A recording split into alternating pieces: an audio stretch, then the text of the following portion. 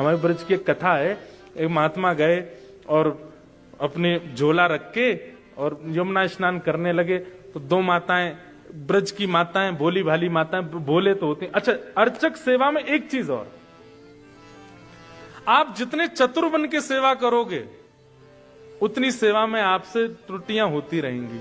सेवा तो आप बड़े सौम्य होकर के, भोले होकर के, जैसे सेवा में एक नियम होता है कि हाथों में इत्र लगाओ, इत्र के बाद स्पर्श करो, हाथ धो करके स्पर्श करो, अच्छे वस्त्र में स्पर्श, ये तो बाह्य रूप है, लेकिन हृदय भी बहुत कोमल बनाओ, ठाकुर जी को कहीं श्रम ना हो जाए आपके स्पर्श से, उसके लिए बहुत भोले हो जाओ, बहुत सीधे, प्रसन्नता में ठाकुर जी के आगे जाओ, बिल्कुल भी उदासी आपके मुखमंडल पर नहीं होनी चाहिए।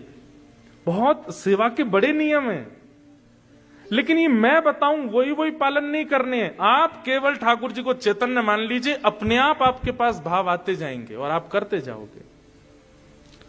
तो दोनों माताएं जा रही थी जल भर के, तो एक ने दूसरी से कही, हेरी तो पता है, देख महात्मा जमुना जी स्नान कर रहे हो, जाको झोला यहीं रखो कोने पे। ब्रजभाषा समझ रहे हैं? समझ रहे हैं? जो समझ रहे हैं वो न समझने वालों को बता देना। हाँ भैया, ब्रजभाषा बहुत प्यारी भाषा, हम तो हमारे लाल जी की भाषा यही में बोलेंगे। तो एक गोपी दूसरी तो बोली, यानी तो पतो देख महात्मा स्नान कर रहा है जमुना जी में, और जाको झोला धरो किनारे पे। मैंने सुनिए ये महात्मान के झोला में ही भगवान बैठे रहे। तो एक बोली, अरे सखी मो दर्शन करा दे। चल तो कराऊं दर्शन। महात्माओं को झोला में यही सब होता है, जैसे झोला खोल करके निकाली, करताल निकल आई, माला निकल आई, कुछ ग्रंथ निकल आए, कुछ भेंट दक्षिणा निकल आई। एक छोटा सा एक डिब्बा था, वो डिब्बा निकालो, जैसे डिब्बा खोलो तो वहां में ऐसे लड्डू गोपाल बैठे थे। तो पहली सखी ने खोली, देख देख देख जे बैठे भगवान। तो दूसरी इतनी भोली, वो कहा बोली, अरे या बाबा निष्ठुर ने डब्बा में भगवान धर दिए, ठाकुर जी के हाथ पांव टेढ़े है गए। और लड्डू गोपाल नहीं देख रहे, वो कह रही है ठाकुर जी के हाथ पांव टेढ़े है गए, डिब्बा में धरवे थे। सुन, ये ठाकुर जी बाहर निकाल, मुंह पे घी धरो, मैं इनकी मालिश करूं, हाथ पांव सीधे करूं। और वो मालिश निकाल के लड्डू गोपाल जी के पांव दबा रही है। ए बाबा, अरे बाबा जन कौन से नरक में जाएगो, ठाकुर जी के हाथ पांव टेढ़े कर दिए तेने। और ऐसे कर करके, अरे लाला सीधो है जा, अरे लाला सीधो, अरे गोपाल सीधो है जा। उस सहज सी, अनपढ़ सी, गवार सी उस गोपी के जरा से घी के लेपन से लड्डू गोपाल के हाथ पांव सीधे हो गए। और सीधे जैसे ही भय दोनों, अरे देख कैसा सुंदर है, सीधो है गो ठाकुर, जय हो, ले तू प्रणाम कर ले। इतने में बाबा निकल गए, क्या कर रही हो? तो तुरंत ठाकुर जी यथावत रख के और डिब्बा डिब्बा बंद करके भागी। महात्मा दौड़े दौड़े आए तो देखा सब सामग्री बाहर पड़ी है, डिब्बा आधा सा खुला रखा है, बंद नहीं हो रहा था, क्योंकि ठाकुर जी सीधे हो गए। महात्मा ने सब सामग्री रखी, ठाकुर जी को डिब्बा उठा करके जैसे ही खोल के देखा तो ठाकुर जी सीधे खड़े हैं। ये देख करके वो महात्मा आश्चर्यचकित हो गए, ये कैसे हो सकता है? मैं 40 वर्षों से लड्डू गोपाल की सेवा कर रहा हूं, ये हाथ पांव सीधे कैसे हो गए इनके? दूर खड़ी थी दोनों, नतमस्तक हो गए, प्रणाम किया उनको जाकर के। 40 वर्षों से अप्रश्न सेवा, महंगे से महंगे इत्र लगा करके, चंदन घिस करके, वेद मंत्र सुना के, पाठ सुना करके, कथाएं सुना करके, यमुना गंगा जल सब में स्नान कराया, ठाकुर जी ने कभी अनुभव नहीं कराया। तुमने ऐसा क्या किया कि ठाकुर जी सीधे है गए? वो सीधे है गए मतलब, बाबा तू बड़ा निष्ठुर है, तेने वह डिब्बा में धर दिए ठाकुर जी, तो हमें तो लगी डिब्बा के कारण ठाकुर जी ने हाथ पांव ऐसे कर लिए अपने, हमने घी लगाया और ठाकुर जी सीधे है गए। तो पाद सेवन में पहली वस्तु क्या चाहिए? अपने ठाकुर के प्रति जड़ भाव नहीं। और दूसरा क्या चाहिए? तन की शुद्धता, वस्त्रों की शुद्धता, हाथों की शुद्धता, ये तो है ही, पर मन की, और मन की शुद्धता केवल एक है, जितने सीधे, जितने भोले, जितने सहज, उतनी अच्छी सेवा ठाकुर जी की। आप जितने चतुर बन के सेवा करेंगे, सेवा आपसे नहीं होगी। मीराबाई कहती हैं,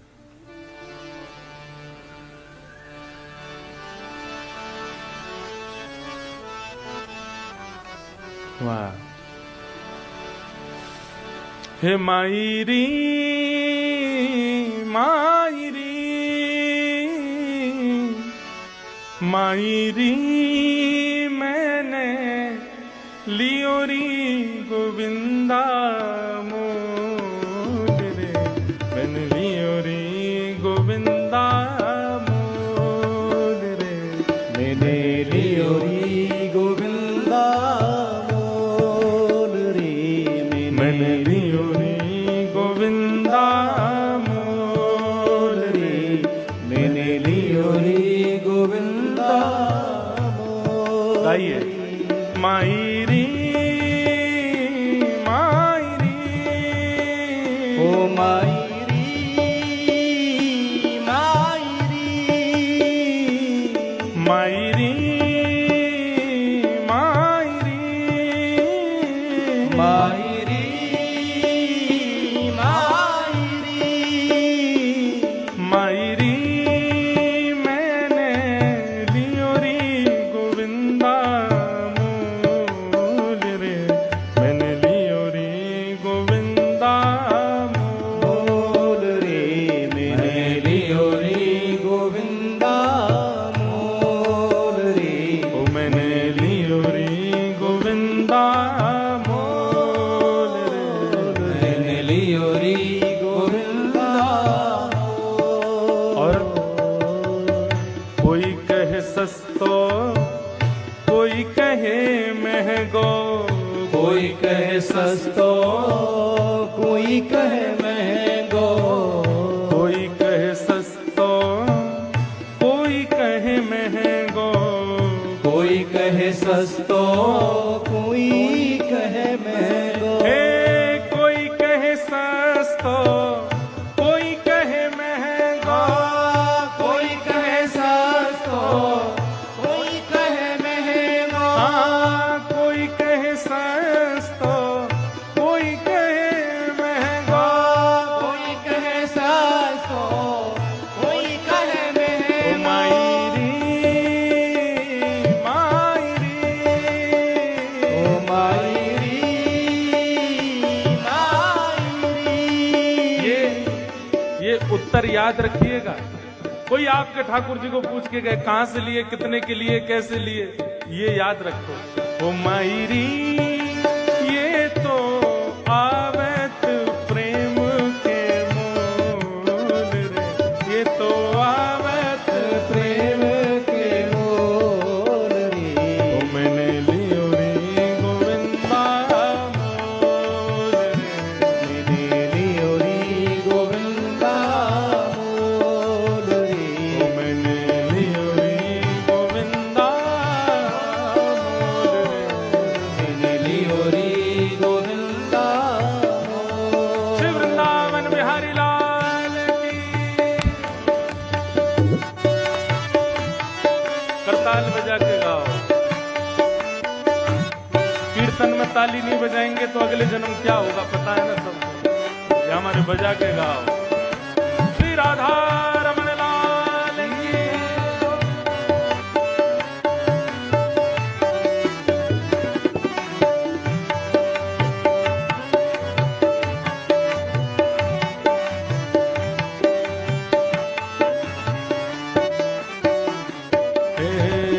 कोई कहे छानी कोई कहे चोरी, कोई कहे छानी कोई कहे चोरी। मीराबाई से कह रहे हैं तुमने किसी से छीना है क्या इनको? कोई कह रहा है तुम इनको चोरी करके लाई हो क्या? ओ कोई कहे छानी कोई कहे चोरी, कोई कहे छानी कोई कहे चोरी। हे कोई कहे छानी कोई कहे चोरी, कोई कहे छानी कोई कहे चोरी। मैंने एक बात कही थी ना कि भाई प्रेम जब दिया जाता है तो आप नोक झोंक कर सकते हो, आप लड़ सकते हो, आप डांट सकते हो, आप क्रोध में कुछ भी बोल सकते हो। मीराबाई कह रहे हैं जब ते जे आयो है मेरे पास तब तक कोई कछुके, कोई के कारो, कोई के गोरो, कोई के हल्को, कोई के पतरो, कोई के भारी, कोई के छानी, कोई के चोरी।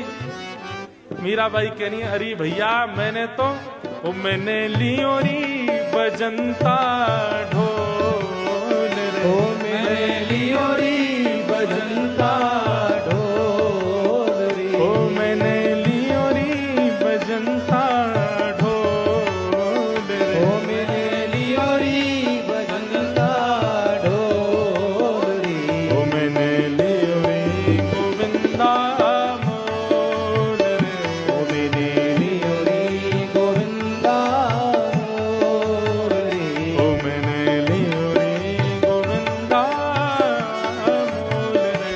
मैंने लियोरी गोविंदा। और अंतिम और बड़ी विशेष बात, ठाकुर की सेवा आपको मिली कैसे? मुझे और आप सबके पास ठाकुर जी आए क्यों हैं? मीरा के प्रभु गिरधर नागर, मीरा के प्रभु गिरधर नागर, मीरा के प्रभु गिरधर नागर, मीरा के प्रभु गिरधर नागर, हे गिरधर नागर नटवर नागर, गिरधर नागर नटवर नागर, हे गिरधर नागर नटवर नागर, गिरधर नागर नटवर नागर। ओ ये तो पूरब जन्म को मेल रे, ये तो पूरब जन्म को मेल। आपके पास अगर ठाकुर जी सेवा करा रहे हैं, ये आपकी सामर्थ्य नहीं है कि आप वृंदावन से ठाकुर जी को ले आओ। ठाकुर जी अगर आपके पास आए हैं तो ये निश्चित ही आपका कोई पूर्व जन्म का संस्कार है। आप किसी रूप में ठाकुर जी की सेवा में पहले रह चुके हैं, किसी त्रुटि के कारण वो सेवा छूट गई होगी, इसलिए ठाकुर जी दोबारा आए हैं। ये तो पूरब जन्म को मेल रे। ओ ये तो पूरब जन्म को। आइए भाव से। ओ मैंने लियोरी गोविंदा मोल रे, मैंने लियोरी गोविंदा मोल रे, ओ मैंने लियोरी गोविंदा मोल रे।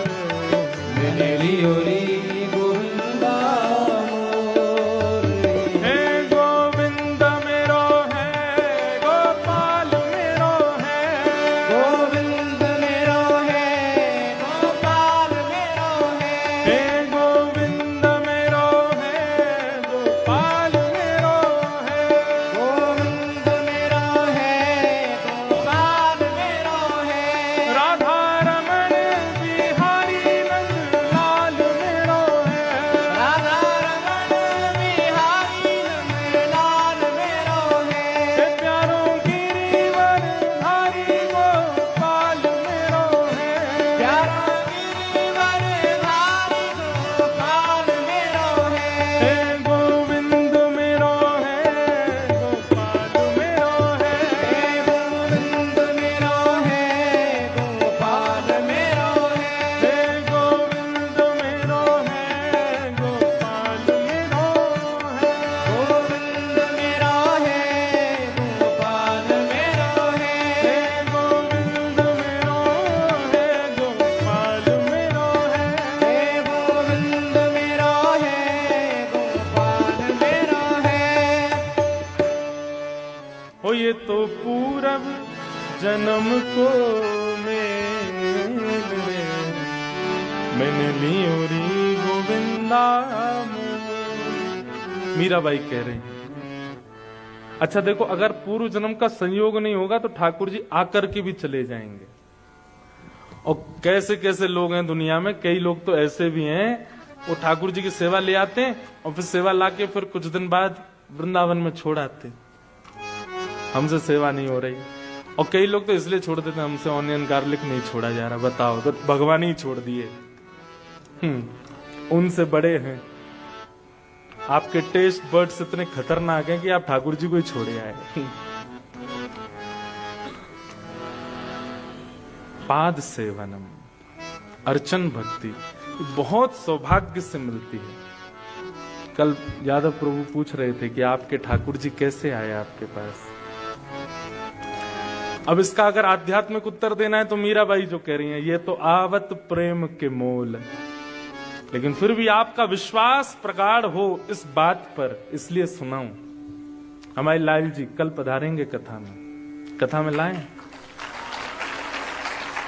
लेकिन उसके लिए आप सब लोग जहां बैठो वहीं रहना, पास नहीं आना, ज्यादा डर जाएंगे बेचारे।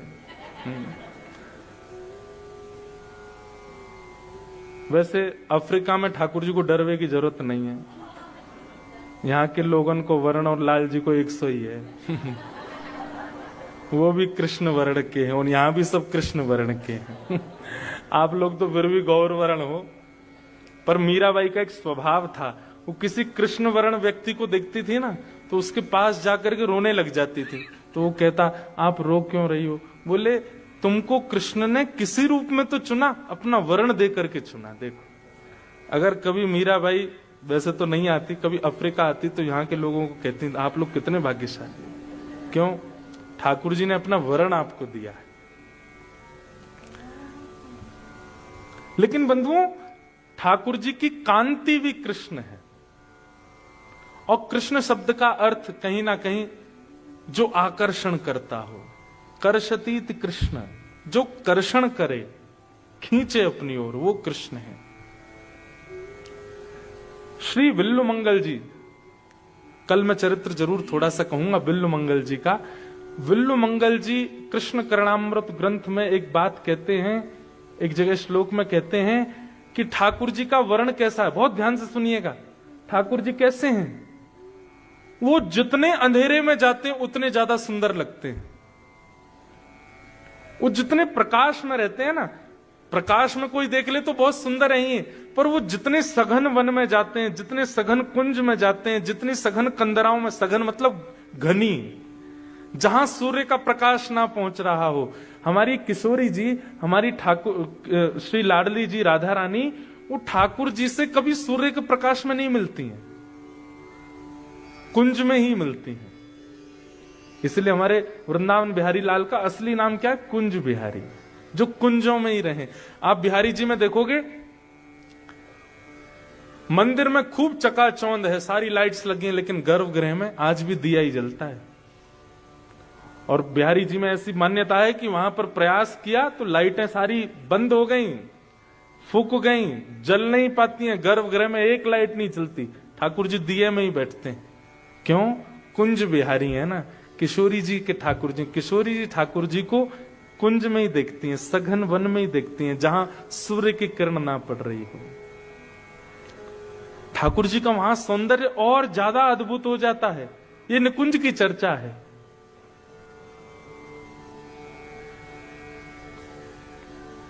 कुंज बिहारी। तो हमारे ठाकुर जी कैसे हैं? जितने सघन में जाएं उतने ज्यादा प्रिय लगते हैं, प्यारे लगते हैं। पता नहीं किस भाव में मैं ये बात सुना रहा था, भूल गया। हाँ, ठाकुर जी का वर्ण कैसा है, कांति कैसी है? कृष्ण कांति। तो कल प्रयास करेंगे कि लाल जी आए, पर हमारे लाल जी इतने छोटे से हैं, आपको दिखेंगे नहीं दूर से। तो देखेंगे कोई व्यवस्था ऐसी स्क्रीन की लगेगी तो दर्शन हो सबको। और हमारे ठाकुर जी की एक बात और है, वो पूरी कथा में नहीं बैठते, पूरी कथा नहीं सुनते। वो आएंगे कथा जब विश्राम हो रही होगी तब आते हैं। तो हमारे लाल जी कैसे मिले? आज जिस कथा में मैंने एक पद का जिक्र किया था, गोवर्धन वासी सांवरे तुम बिन रहो न जाए। बंधुओं, ये पद नहीं है, ये साक्षात भगवत प्राप्ति का मंत्र है। ये हम खुले मंच से कह रहे हैं आपसे। दर्शन को नैना तपे, वचन सुनन को कान, मिलवे को हियरा तपे, ही के जीवन प्राण गोवर्धन वासी सांवरे गोवर्धन वासी। ये हमारे पूज्य नाना जी पंडित श्री कृष्णलाल शास्त्री, उन्होंने ये पद मुझको पहली बार सुनाया और मुझसे कही लाला तो पे इतना बढ़िया गौरव है वैष्णवन के काजे या पद को रिकॉर्डिंग करवा। हमने गा दिया, गा करके पुष्टि मार्गीय वैष्णव, तो ऐसा कोई पुष्टि मार्गीय वैष्णव होगा ही नहीं जिनके घर में ये पद नहीं चलता। सब सुनते हैं और सब हमारे वृंदावन के रसिक भी खूब इस पद को सुनते हैं, गाते हैं। तो मैंने कही नाना जी आप पद में ऐसा कहा विशेषता, आपने इतने लाखों पदों में यही पद मुंह को क्यों दियो? बोले क्योंकि या पद को ठाकुर जी ने वरदान दियो है कि जो भी या पद को नित्य गावेगो एक दिन मेरी प्राप्ति करेगो।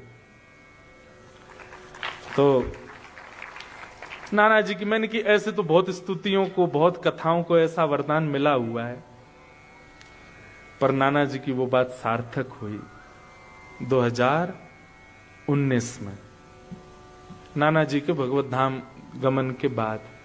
तो हमारे यहां ऐसा नियम है कि वल्लभ कुल में जब किसी का ब्याह होता है ना, तो वो लोग प्रथम दर्शन श्रीनाथ जी का करने जाते हैं। तो हमारी सबसे छोटी बहन, मुझसे 3 बड़ी बहनें, तो उनमें सबसे छोटी वाली का ब्याह वल्लभ कुल में हुआ। तो उनका नियम है कि वो नाथ द्वार जाते हैं दर्शन करने के लिए श्रीनाथ जी। आज से 500 वर्ष पहले अजब कुमारी नाम की एक भक्त थी, उसके लिए ठाकुर जी गिरिराज जी से नाथ द्वारा राजस्थान आ गए और वहीं आकर के विराजमान हो गए। तो नाथ द्वारा दर्शन का उनका प्रस्ताव, मुझे भी फोन आया, बोले कि हम सब जा रहे हैं आप भी चलो। पहली बार दर्शन करने गया था नाथ द्वार, मतलब हमारे गिरिराज जी के मुख्य स्वरूप श्रीनाथ जी जहां विराजते हैं उदयपुर के पास राजस्थान में। वो भी कथा सुनाऊंगा कि वो वहां कैसे आए, क्यों आए।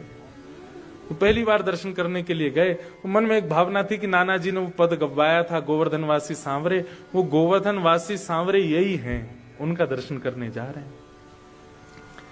तो जैसे मंदिर में गए, मंदिर में ठाकुर जी को देखा, उर्द बाहु, दूसरी भुजा कमर पर, नीचे नजर, ठाकुर जी ऐसे मंद मंद मुस्काए खड़े हैं।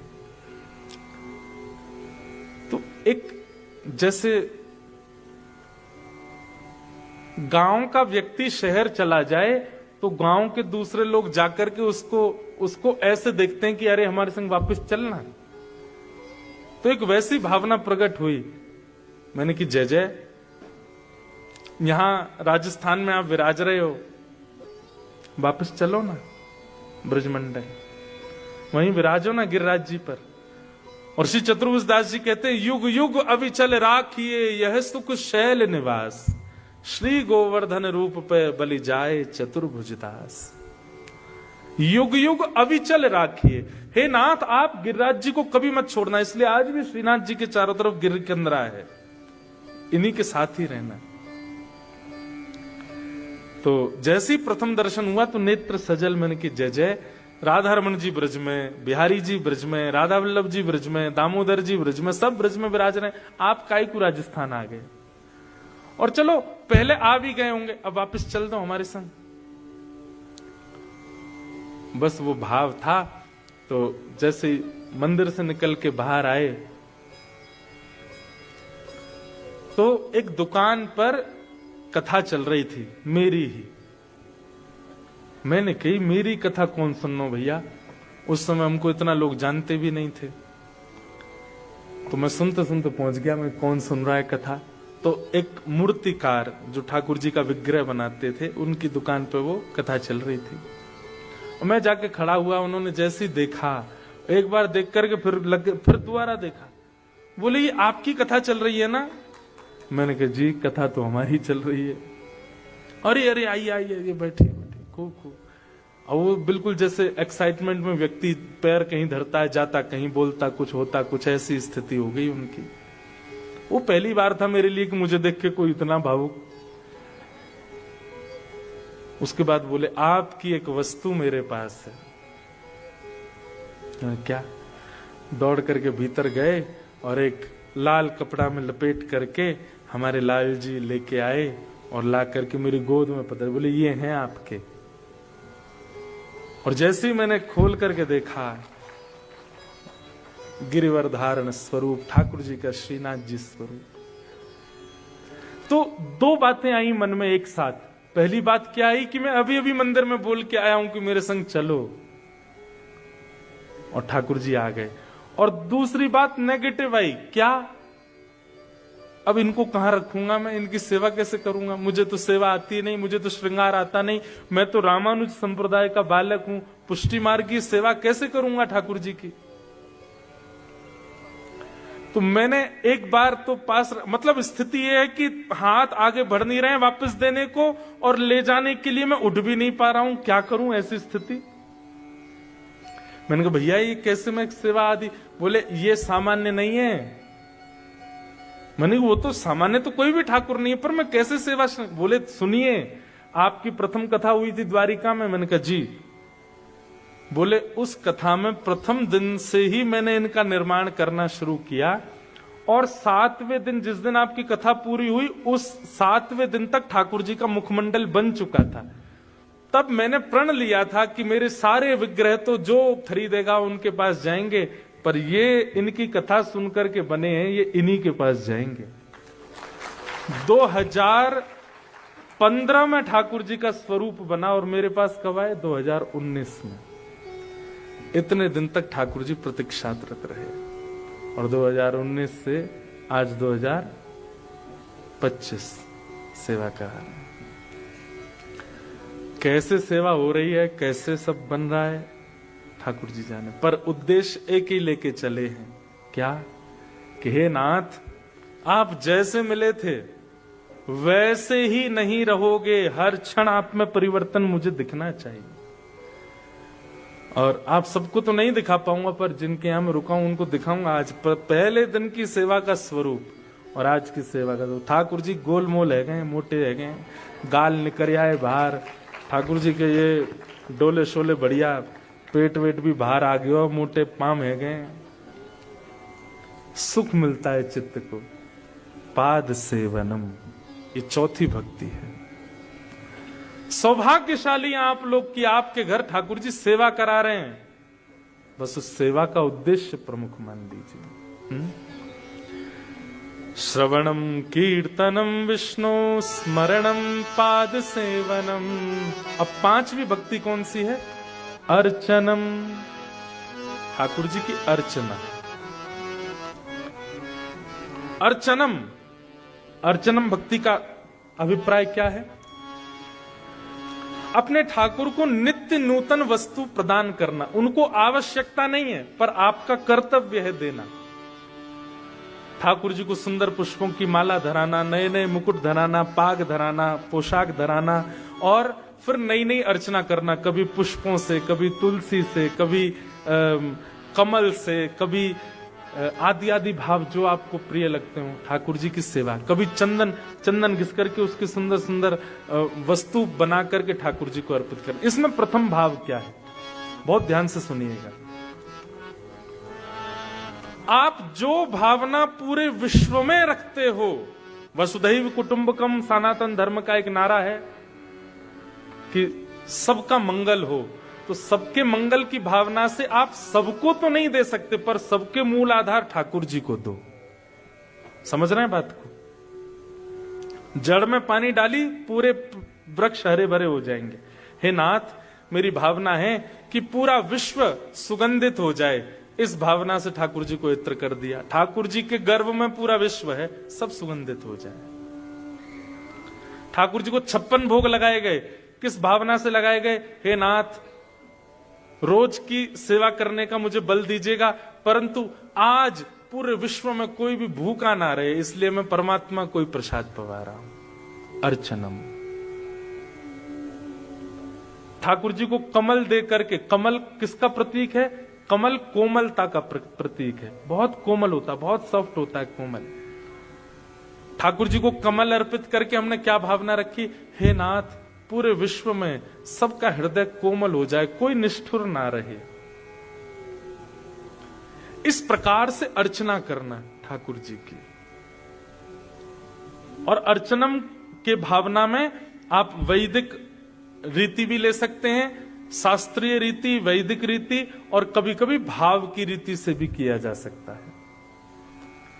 जैसे कई जगह तो वैदिक नियम है, ठाकुर जी को तुलसी अर्पित करनी है, ये 108, 1008 आदि आदि ठाकुर जी को अर्पण करना है, अर्चना करनी है ठाकुर जी की।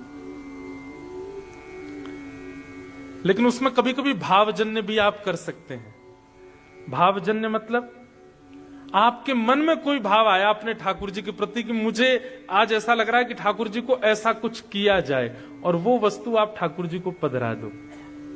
जैसे हमारे श्री राधा वल्लभ जी में वृंदावन में एक कुछ दिन के काल में ठाकुर जी छद्म वेश धारण करते हैं। कौन सा वेश? छद्म वेश। अब देखो, थोड़ा ध्यान से सुनिएगा।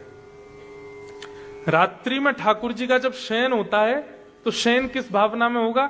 मोर मुकुट पहना है, वैजंती माला पहनी है, ठाकुर जी ने पूरा श्रृंगार करके शयन किया। रात के दर्शन तो वैसे ही होंगे, पर सुबह के दर्शन में ठाकुर जी आपको विपरीत भेष में दिखेंगे।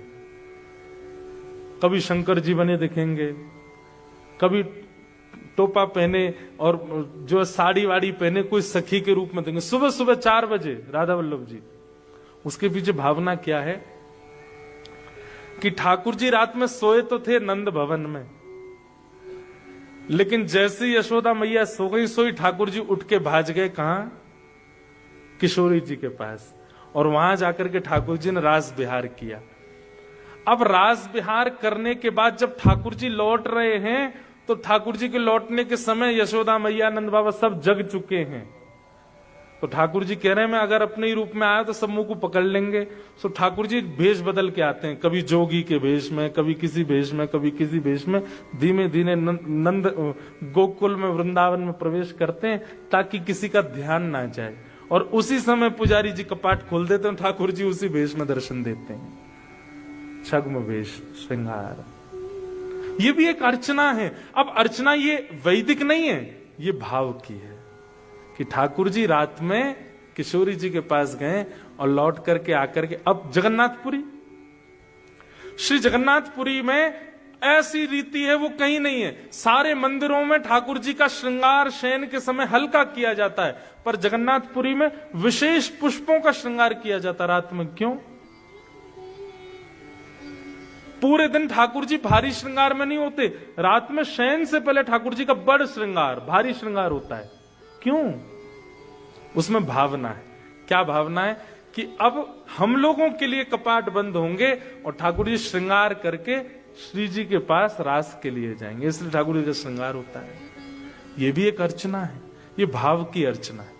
तो एक होती है वैदिक अर्चना, शास्त्रीय अर्चना, और एक होती है भाव की अर्चना। भाव की अर्चना, हमारे ठाकुर जी की भाव की अर्चना में हम क्या करते हैं? पूरे दिन का श्रृंगार ठाकुर जी का बढ़ा देते हैं, लेकिन बढ़ा करके उसको कहीं और नहीं रखते, ठाकुर जी के बिस्तर पर सेज के बिल्कुल बगल में रखते हैं। क्यों? कहीं रात में इनका कहीं जाने का मन हो तो श्रृंगार यहीं धरो करके चले तो जाएंगे। भाव का श्रृंगार, ये भाव की अर्चना।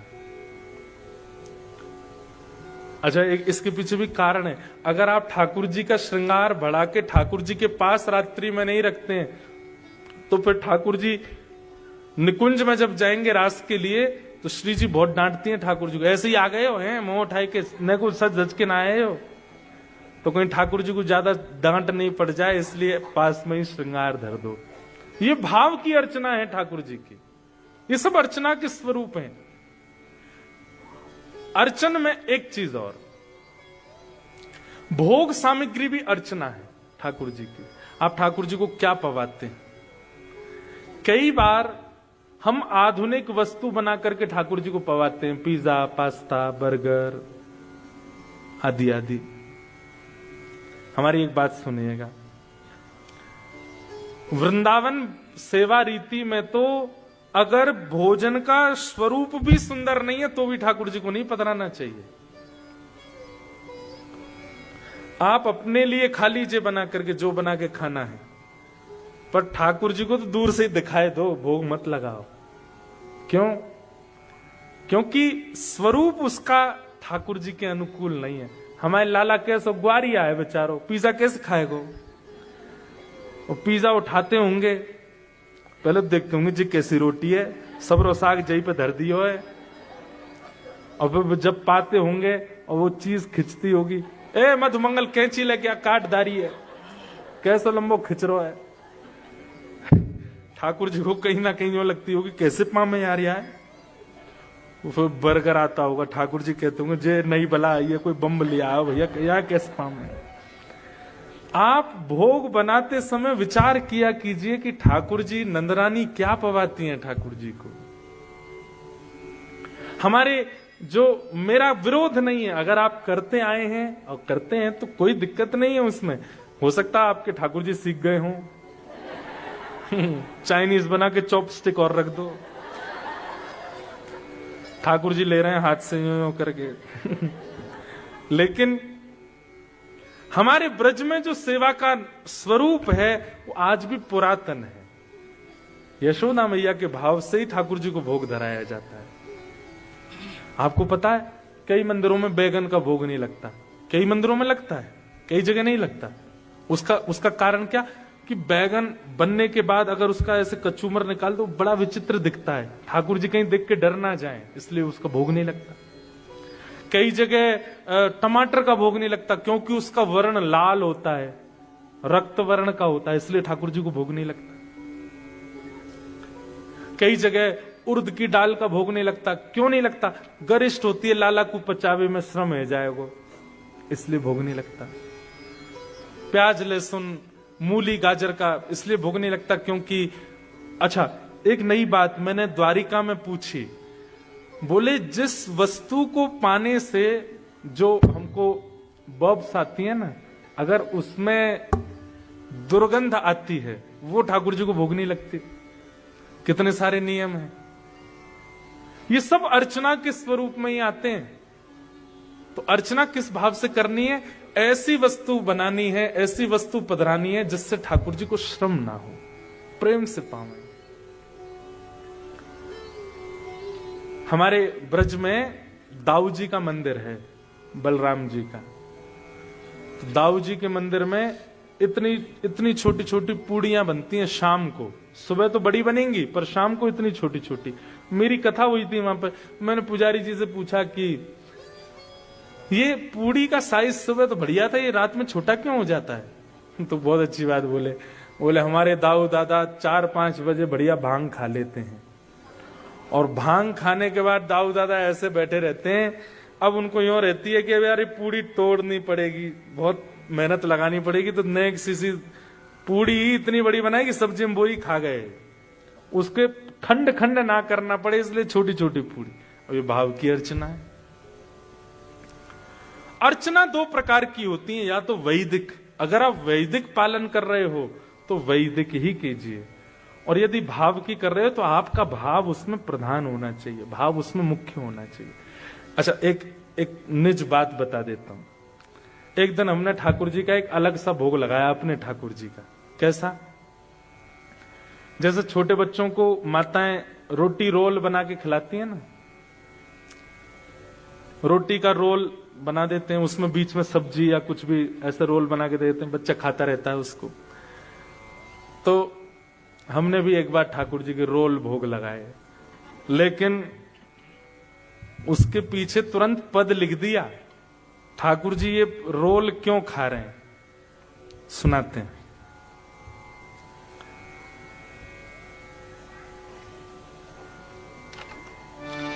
स्वयं लिखा पद, हमारे लाल जी लिखवाते हैं। हाँ? श्री जी को भावत दूध मलाई, श्री जी को भावत दूध मलाई। हमारी किशोरी जी को, जैसे लाला को मक्खन और दही बहुत प्रिय है, ऐसी किशोरी जी को मलाई और दूध बहुत प्रिय है। मलाई जानते हैं? खाते हैं मलाई? आपके यहां होती है मलाई? तो श्री जी कैसा दूध पीते हैं, ध्यान से सुनना। ओटो दूध सकोरा भर के, ओटो दूध सकोरा भर के। आपने 1 किलो दूध को चढ़ाया कढ़ाई पर और उसको औटाते औटाते मतलब खोलाते खोलाते वो 1 किलो आधा किलो हो जाए, उसको कहते हैं औटा दूध।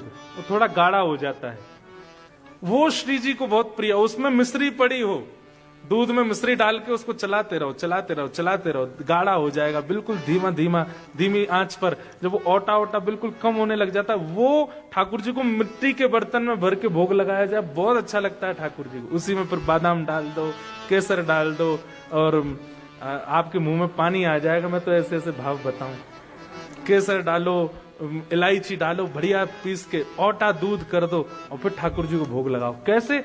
मिट्टी के बर्तन में, चांदी में नहीं, सोने में नहीं, पात्र मिट्टी के बर्तन में। ओटो दूध सकोरा भर के, ओटो दूध सकोरा भर के। अधर ले पीवत प्यारी, अधर ले पीवत प्यारी। और ओटा दूध देख करके श्री जी इतनी प्रसन्न हो गई, मतलब भावना ऐसी बनी कि ठाकुर जी लेके आए नंद भवन से श्री जी के लिए दूध। तो ओटा हुआ दूध मिट्टी के बर्तन में देख के श्री जी इतनी आनंदित हो गई कि तुरंत छीन करके पीने लगी। छलकत अधरामृत मुख कौने, छलकत अधरामृत को कौने। छलकत अधरामृत मुख कौने, छलकत अधरामृत मुख कौने। कर ले पीवत कन्हाई, कर ले पीवत कन्हाई। किशोरी जी घूंट भर भर के पी रही हैं, यहां से जो दूध निकल करके नीचे गिर रहा है, थोड़ी से नीचे टपक रहा, ठाकुर जी ऐसे अंजलि यहां लगा रखी श्री जी के, और जो मुख से गिरता जा रहा उसको ठाकुर जी पी रहे हैं, ऐसी भावना। और फिर दूध पीने के बाद श्री जी बोली, और कछु लायो मेरे काजे? तो ठाकुर जी लेके आए मलाई, और मलाई में मिली भैया मिश्री और साथ में रोटी। आहा, अब श्री जी कैसे पा रही हैं?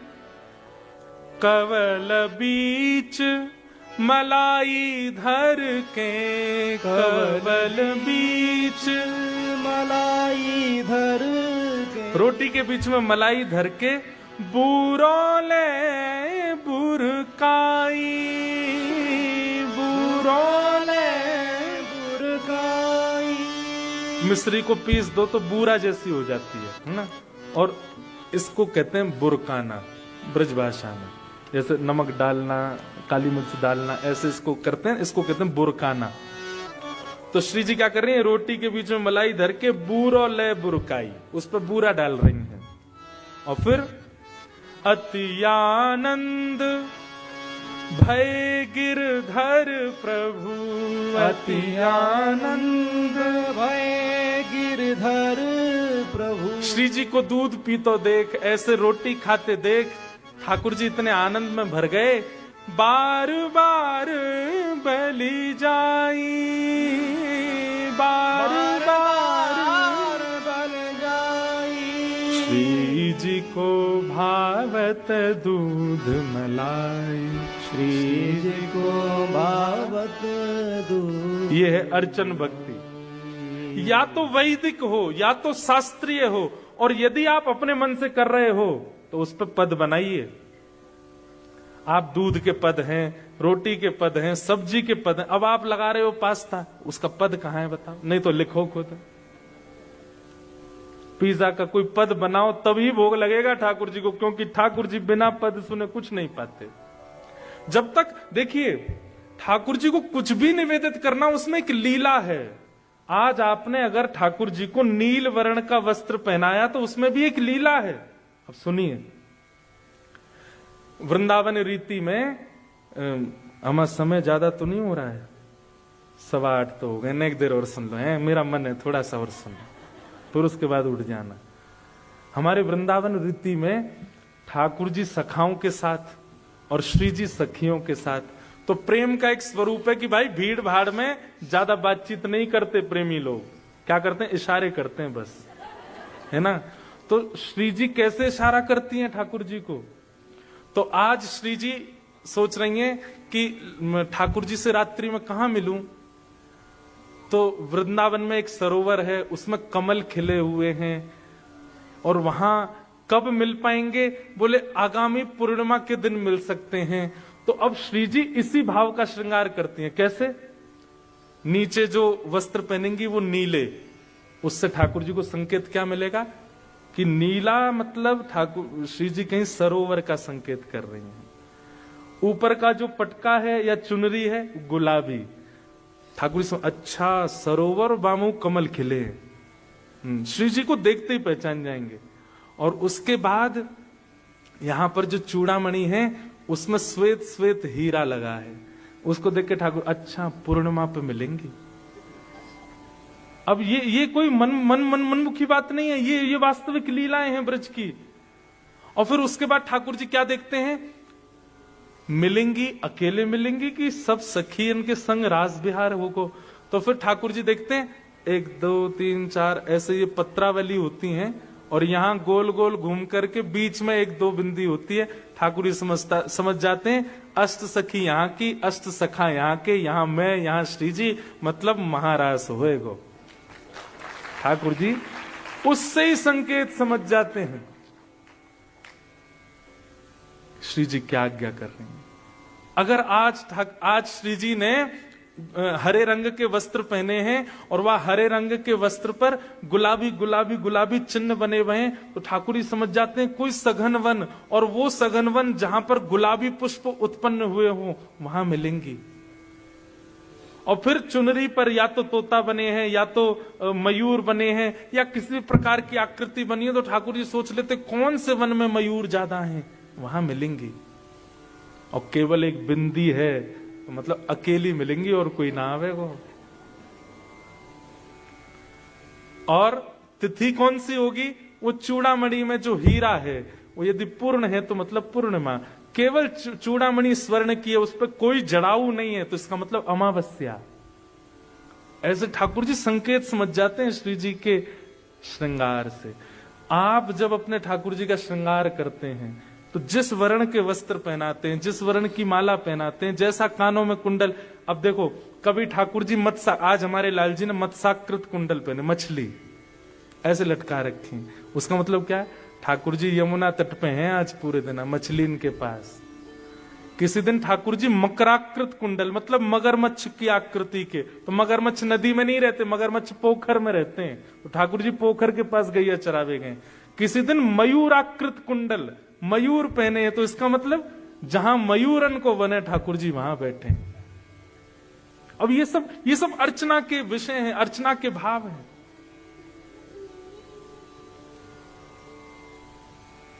आप जब अपने ठाकुर जी का श्रृंगार करते हो तो जिस वर्ण की पोशाक पहनाने का आपका मन करता है वो मत पहनाइए, लीला सोचिए आज कहां भेज रहे हैं ठाकुर जी को, आज ठाकुर जी क्या करने वाले। अच्छा ऐसी लीला, तो ऐसी लीला के लिए श्री जी को संकेत मिलना चाहिए, तो उसके लिए सफेद पहनाओ या ऐसे पहनाओ, या फिर जो पहना दिया है उसी में ही चिंतन करो। ठाकुर जी ने अपने आप ये वाला वर्ण का पहना, इसका मतलब क्या आज्ञा कर रहे हैं ठाकुर जी, आज कहां गए होंगे। कि अब आप 20 मिनट में सेवा कर देते हो, लेकिन आपको 1 घंटा लग जाएगा। क्यों? क्योंकि आप एक लीलात्मक भाव से सेवा कर रहे हो। ये अर्चना है, ये अर्चना है। और जब इस प्रकार की सेवा आप करोगे ना, आपका चित्त, आपकी वृत्ति, आपका स्वरूप, आपका स्वभाव, आपका स्वप्न सब उसी भाव में ही रहेगा, और कुछ सोचे नहीं पाओगे। ये है अर्चन भक्ति। श्रवणम कीर्तनम विष्णु स्मरणम पाद सेवनम अर्चनम, और फिर अगली है वंदनम, ठाकुर जी को वंदन करना। वंदन भक्ति पर हम कल बोलेंगे। वंदन भक्ति क्या है। पर वंदन भक्ति का एक रूप समझ लीजिए, या तो स्वयं निर्माण करके कुछ ठाकुर जी को सुनाओ। मुझे ऐसा लगता है कि जिसने पाया उसने गा के ही पाया। कुछ लिखा कीजिए अपने ठाकुर जी के लिए। अब लीला सोच ही नहीं है तो फिर लिखोगे क्या। एक बात हम बहुत स्पष्ट कर दें, ये जो कथा है अब अपना रुख जो है ये पूरी रूपेण वृंदावन रस की ओर मुड़ चुका है। इस कथा का हम ना तो ज्ञान पक्ष में ज्यादा जा पा रहे हैं, ना हम वैराग्य पक्ष में ज्यादा जा पा रहे हैं। अब ये नैरोबी वाली कथा भाव पक्ष की ज्यादा चल रही है। तो इसलिए अगर भाव पक्ष आपको राजी लग रहा हो तो आप खूब आनंद से श्रवण करो, क्योंकि अब ये आपकी मेरी इच्छा से नहीं हो रहा, ये अपने आप ही ठाकुर जिसको भाव पक्ष की ओर ले जा रहे हैं। दूसरी बात, हम भैया 6 बजे मंच पे बैठ गए थे आज। आप लोग आ तो गए थे, वैसे प्रभु जब तक कीर्तन हुआ तब तक आ गए थे सब लोग, लेकिन कोई बात नहीं, इतना चलेगा। लेकिन ज्यादा विलंब नहीं करना। कल ठाकुर जी की होली होगी, पहले उत्सव होगा, पहले कथा होगी, कथा के बाद फिर लाल जी पधारेंगे, लाल जी पधारेंगे, फिर लाल जी के दर्शन सब लोग कर लीजिएगा। उसके बाद फिर होली होगी। कल समय ज्यादा लग सकता है क्योंकि कल विश्राम दिवस है। लो जी, 1 साल से नैरोबी कथा का इंतजार हो रहा था। पहला दिन कल हो भी गया, दूसरा अब लोग विश्राम भी हो रही है, कल विश्राम हो जाएगा। लेकिन हम बहुत जल्दी आएंगे। हमको बहुत अच्छा लगा नैरोबी आके, यहाँ के सब वैष्णवों और यहाँ के सब भावजन्य श्रोताओं से मिलके बहुत आनंद आया। अगली बार हम जरूर आएंगे और प्रयास करेंगे कि ज्यादा दिन के लिए आ पाएं, ताकि और भाव आप सबके मध्य में हम पधरा सकें। आइए, कथा के विश्राम में हमारे बरसाने के श्री विनोद बिहारी दास बाबा एक बहुत सुंदर पद गाते हैं। हो मेरो मन लाग्यो बरसाने में, जहां विराजे राधा रानी। हो मेरो मन लगो बरसाने में, जहां विराजे राधा रानी। हो मेरो मन लगो बरसाने में, जहां विराजे राधा रानी। मेरो मन लगो बरसाने में, जहाँ विराजे राधा रानी। हो मेरो मन लगो बरसाने में, जहाँ विराजे राधा रानी। ऐसे गाते हैं, भुजा उठा के करताल बजाते हुए गाओ, और श्री राधा रानी देखो। नैरोबी में कोई कमी नहीं है, बस ये 2 चीज की थोड़ी सी कमी हमको लगती है, वो हम बता रहे हैं। एक तो आप ताली ऐसे बजाते हो जैसे बगल वाले को भी नहीं सुनाई दे। अरे भाई, करताल तो इतनी द्रुत और इतनी तीव्र होनी चाहिए। हमारे जो पाप है ना, कथा के समय सब बाहर निकल के घूमते हैं, क्योंकि कथा के समय पाप भीतर रह नहीं सकते। और जितनी जोर से ताली बजाई जाएगी वो सारे पाप बीच में आके मरते जाएंगे। इसलिए खूब द्रुत गति से बजाओ और मुख से नाम बोलो, मुख से कीर्तन बोलो। मुझे दुनिया से नहीं कोई काम, मुझे दुनिया से नहीं कोई काम, मुझे दुनिया से नहीं कोई काम। ओ मुझे दुनिया से नहीं कोई काम। ओ मैं तो रटू राधा राधा नाम, मैं तो रटू राधा राधा नाम, मैं तो रटू राधा राधा नाम। ओ मैं तो रटू राधा राधा नाम।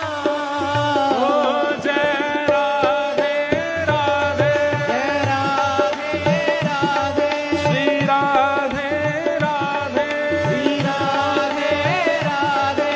बरसाने वाली जय राधे राधे, वृषभानु दुलारी श्री राधे राधे, जय राधे राधे, जय राधे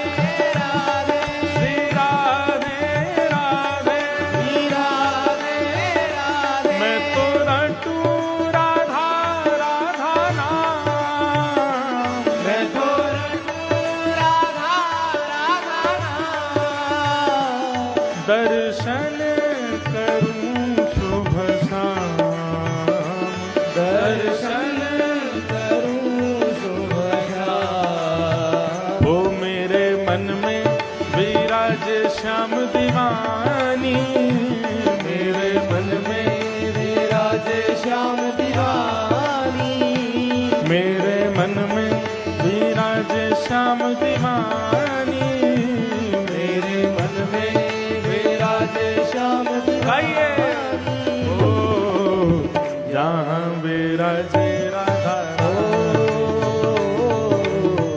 यहाँ विराजे राधा रानी। ओ मेरो मन लगो बरसाने में, जहाँ विराजे राधा रानी। मेरो मन लगो बरसाने में, यहाँ विराजे राधा रानी। बोल बरसाने वारी की।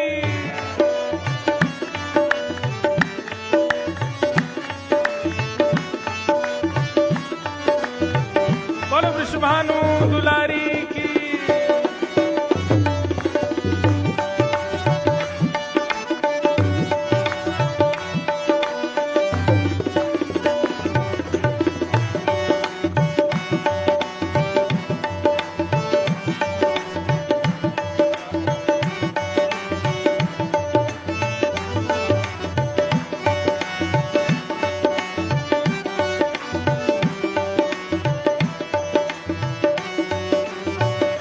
और मुझे दुनिया से नहीं लेना देना, मुझे दुनिया से नहीं लेना देना। हे मुझे दुनिया से नहीं लेना देना। ओ मुझे दुनिया से नहीं क्यों? लेना देना। ओ ये जगत है एक सपना, ये जगत है एक सपना। ओ ये जगत है एक सपना। ये जगत है एक सपना। और यहाँ कोई नहीं अपना, यहाँ कोई नहीं अपना। ओ यहाँ कोई नहीं अपना। यहाँ कोई नहीं अपना। और अगली पंक्ति तो भुजा उठा के बोलनी है और गर्जना करके बोलनी है, गूंज उठे आवाज। मेरी अपनी वृषभानु दुलारी, मेरी अपनी वृषभानु दुलारी। हे वृषभानु दुलारी, वृषभानु दुलारी। वृषभानु दुलारी। वृषभानु दुलारी। ओ प्यारी राधा प्यारी राधा हे प्यारी श्यामा प्यारी, प्यारी श्यामा हे प्यारी। वृषभानु दुलारी।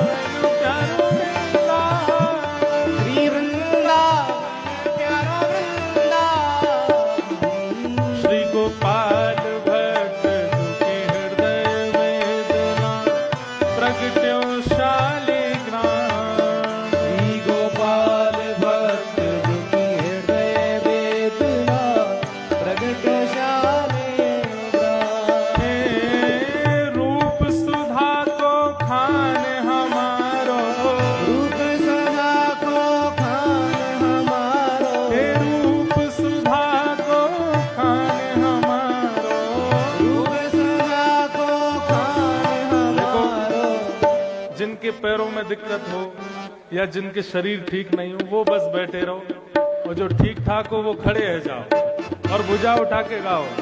ओ प्यारो राधा रमण झूला वृंदावन मेरो वृंदावन, वृंदावन मेरा वृंदावन, हे श्री वृंदावन प्यारो वृंदावन, श्री वृंदावन प्यारा वृंदावन, रूप सुधा को खाने हमारो, रूप सुधा को खान हमारा, प्यारो राधा रमण झूलाल वृंदावन मेरो वृंदावन, ओ वृंदावन मेरा वृंदावन, हे श्री वृंदावन प्यारो वृंदावन, श्री वृंदावन प्यारा वृंदावन, हे आतुर हित हरिवंश पुकारो श्री राधा राधा नाम, आतुर हित हरिवंश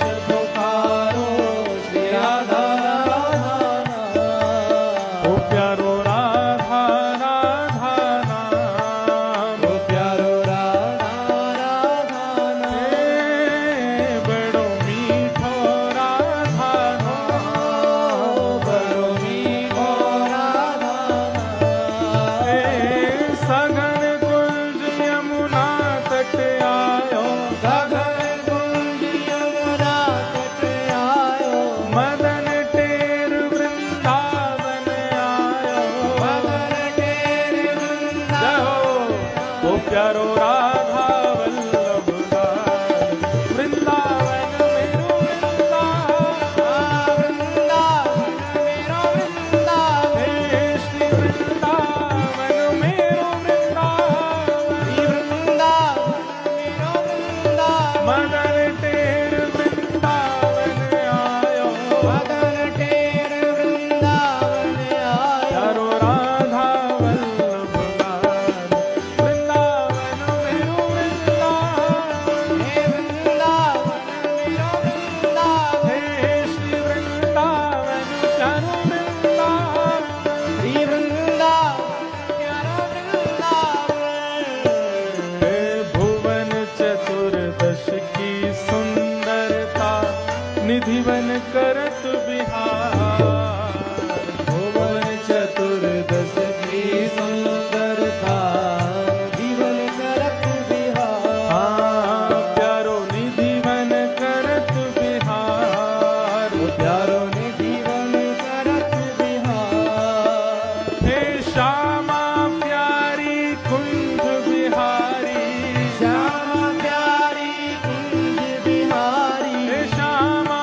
प्यारी बांके बिहारी, और श्यामा प्यारी बांके बिहारी, और जय जय श्री हरिदास वृंदावन मेरो वृंदावन, वृंदावन मेरो वृंदावन, हे श्री वृंदावन मेरो वृंदावन, श्री वृंदावन मेरा वृंदावन, श्यामा प्यारी कुंज बिहारी, जय जय श्री हरिदास मुरारी, श्यामा प्यारी कुंज बिहारी, जय जय श्री हरिदास मुरारी, श्यामा प्यारी बांके बिहारी। जय जय श्री हरिदास मुरारी, आपके नायरोबी में भी बांके बिहारी जी, यहाँ के इस्कॉन में भी श्री बिहारी जी विराज रहे और स्वयं प्रभुपाद लेकर के उनको यहाँ आए। मैंने आज दर्शन किए श्री राधा बांके बिहारी। हाँ? हे श्यामा प्यारी बांके बिहारी, जय जय श्री हरिदास मुरारी, श्यामा प्यारी कुंज बिहारी, जय जय श्री हरिदास मुरारी, हे श्यामा प्यारी बांके बिहारी, जय जय श्री हरिदास मुरारी, श्यामा प्यारी कुंज बिहारी, जय जय श्री हरिदास मुरारी, हे श्यामा प्यारी बांके बिहारी, जय जय श्री हरिदास मुरारी, हे श्यामा प्यारी कुंज बिहारी, जय जय श्री हरिदास मुरारी, हे श्यामा प्यारी कुंज बिहारी, श्यामा प्यारी कुंज बिहारी, और जय जय श्री हरिदास वृंदावन मेरो वृंदावन, ओ वृंदावन मेरो वृंदावन, हे श्री वृंदावन प्यारो वृंदावन, श्री वृंदावन प्यारा वृंदावन, ओ जिनकी कृपा से यह रस प्रगट्यो वृंदावन अभिराम,